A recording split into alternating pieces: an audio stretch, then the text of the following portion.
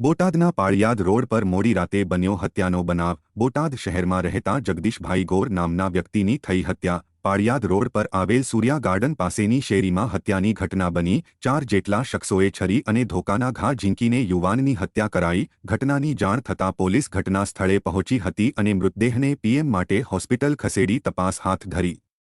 કોણે હત્યા કરી, હત્યાનું શું કારણ તે પોલીસ તપાસ અને ફરિયાદ નોંધાયા બાદ સામે આવશે।